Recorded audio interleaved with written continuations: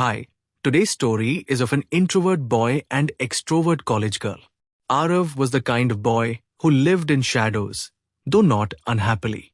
He loved silence, the quiet rustling of book pages, the hum of his computer, the stillness of early mornings.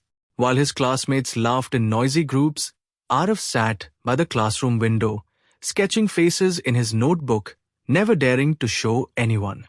Ria, on the other hand, was a storm wrapped in sunshine. The most talkative girl in college, she was the kind who could walk into a room and fill it with energy. Where Arav hid behind books, Ria was the one telling stories of everything and nothing, her hand always waving in the air, her laughter echoing down corridors. They were opposites, two lines that should never meet. Yet, fate had other plans. It began with a group project. Arav dreaded it, as always. When the professor announced his team partner, his heart nearly stopped. Ria Sharma. Ria bounced toward him, her hair swinging, her smile wide. Hi, Arav. Looks like it's you and me. This will be fun. Arav muttered. Yeah. Sure, his eyes fixed on the floor.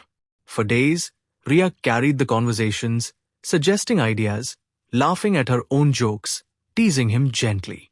Arav barely spoke, but he listened. She noticed how his eyes lit up when she said something clever. He wasn't ignoring her, he was absorbing her every word. And slowly, silence became his language of care. One evening, they met at the library to work. Arav nervously showed her his notebook filled with sketches, faces of strangers, birds on wires, and one sketch of her laughing. Ria stared at it. You drew me? Arav's ears turned red. I'm sorry. I shouldn't. But she cut him off with a grin. Sorry? Arav, this is beautiful. No one has ever looked at me like this. You see things people miss, don't you? For the first time, Arav smiled without hiding. That night, something shifted.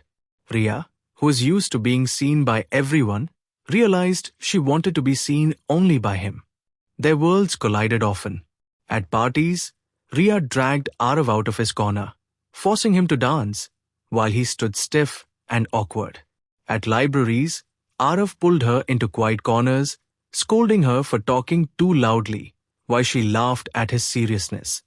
He calmed her storms. She shook him out of his silence. And somewhere between the noise and the quiet, love bloomed.